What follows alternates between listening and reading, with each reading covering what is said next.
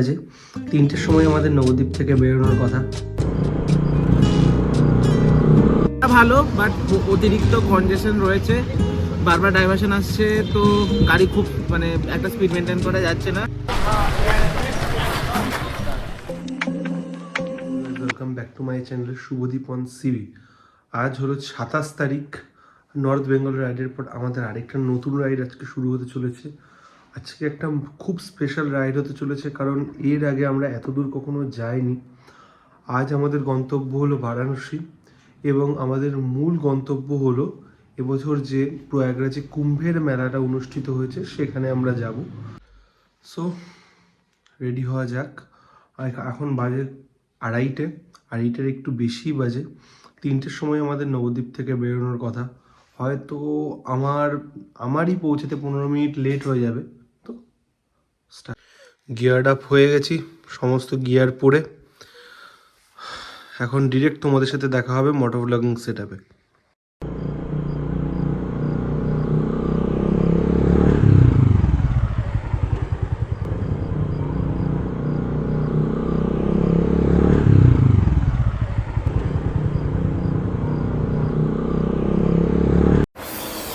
এখানে এটা আমরা বাড়ি থেকে 170 কিলোমিটার রাইড করে এসে দাঁড়িয়েছি হচ্ছে দুর্গাপুরে। প্রচন্ড ঠান্ডা। আসানসোলে দাঁড়িয়েছি না, সরি আসানসোলে দাঁড়িয়েছি। প্রচন্ড ঠান্ডা এবং আসার জয় শ্রীরাম হাইওয়ে ধাবা, জয় শ্রীরাম দিয়েছি। এইটা হচ্ছে হাইওয়ে ধাবা। এখানে আমরা দাঁড়িয়েছি। প্রচন্ড ঠান্ডার ব্যাপারটা হচ্ছে আমাদের হাত পা জমে যাচ্ছে।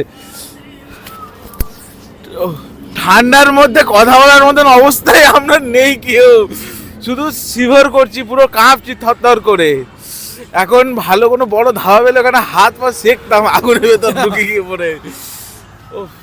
মনে হচ্ছে সাইলেন্সারটা সদ্ব্যবহার করতে হবে, সাইলেন্সারটা চেপে ধরে রাখতে হবে। আমাদের সাথে দুটো গাড়ি আছে, একটা হচ্ছে সিভি 350 আর একটা হচ্ছে একটা ক্লাসিক 350। দুটো গাড়ি মাখন চলছে।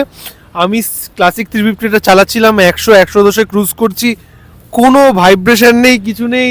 ঠিক আছে, আমি আর কিছু বললাম না। এখানে রয়্যাল এনফিল্ডের যে ওনার সে দাঁড়িয়ে আছে। ঠিক আছে, এই পেড রিভিউ হচ্ছে না, এটা বলা যাবে না তো, পেড রিভিউ।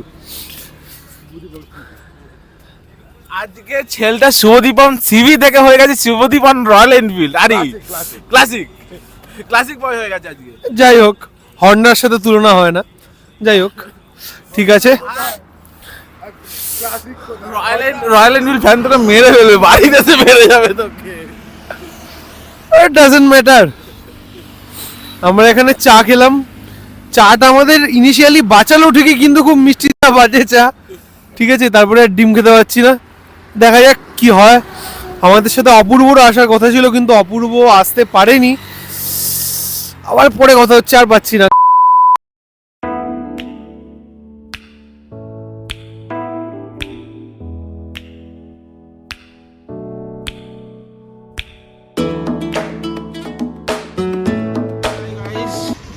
আমরা অলমোস্ট 400 কিলোমিটার রান করে ফেলেছি। আমরা এই মুহূর্তে রয়েছি গয়া ডিস্ট্রিক্টের মধ্যে রয়েছি। এক্স্যাক্ট লোকেশন জানি না। আপাতত রাস্তা ভালো, বাট অতিরিক্ত কনজেশন রয়েছে, বারবার ডাইভারশন আসছে, তো গাড়ি খুব একটা স্পিড মেনটেন করা যাচ্ছে না। এখন আমরা লাঞ্চ ব্রেক নিয়েছি। কটা বাজে এখন? দুটো বাজে। হোপফুলি 6টার মধ্যে ঢুকে যাব বারাণসী। কালকে দিনটা বারাণসীতে কাটানোর ইচ্ছা আছে পুরোপুরি। বারাণসীতেও কিছু পুজো দেওয়ার আছে, কিছু ঘাট দর্শন আছে, আরও অনেক আছে, সেগুলো সবই আপনাদের দেখাবো।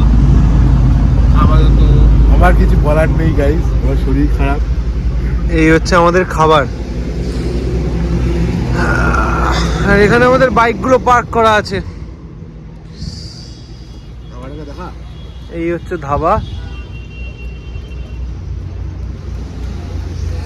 আমরা ভেবেছিলাম যে এখানে প্রকৃতির মাঝে বসে খাচ্ছি, সেটা বল। হ্যাঁ, ডাইরেক্ট গাছের তলায় আমরা বসে খাচ্ছি। শান্তিনিকেতন ভাইব নিচ্ছি আমরা। শান্তিনিকেতন ভাইব, কিন্তু শান্তিনিকেতনের জার্নিটা এর থেকে অনেক ভালো ছিল।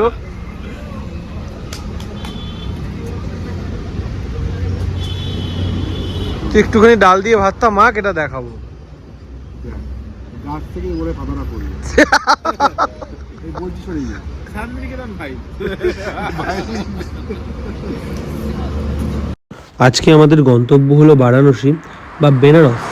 যে কারণে আমরা যে রুটটা নিয়েছি তা হলো নবদ্বীপ থেকে প্রথমে আমরা একটা সিঙ্গেল লেন রাস্তা ধরে প্রায় 67 কিলোমিটার জার্নি করে এসে পৌঁছেছিলাম বর্ধমানে। বর্ধমান থেকে আমরা পেয়ে গেছি জিটি রোড। এবার জিটি রোড ধরে আমরা দুর্গাপুর আসানসোল হয়ে পৌঁছেছি ঝাড়খণ্ড, এবং ঝাড়খণ্ড ক্রস করে পৌঁছেছি বিহার। বিহার ক্রস করার পর আমরা ঢুকবো ইউপিতে। এই পুরো ডিস্টেন্সটা আজকে আমাদের কভার করতে হবে মোটামুটি 650 কিলোমিটার।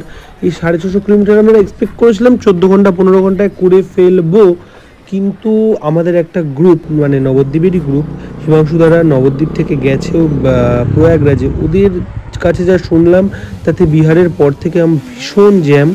আশা করছি আমরা 14 ঘন্টা 15 ঘন্টায় পৌঁছতে পারবো না, আমাদের প্রায় 17 ঘন্টা 18 ঘন্টা লেগে যাবে। তারপর ওখানে গিয়ে আমাদের হোটেল নিতে হবে, কারণ আমরা বেনারসের কোনো হোটেল বুক করিনি। আজকে 27 তারিখ, আমাদের আজকে পৌঁছে ইচ্ছা আছে আজকে রাতটা বেনারসের থেকে কালকের দিনটা পুরো বেনারস এক্সপ্লোর করার, নৌকা বিহার করার। দেখা যাক কতদূর কি হয়। আপাতত আমি এখন গাড়ি চালাচ্ছি না, আমি এখন ট্যাকোর পিছনে বসে আছি, একটু ভিডিও করছি। তা লেটস এনজয়।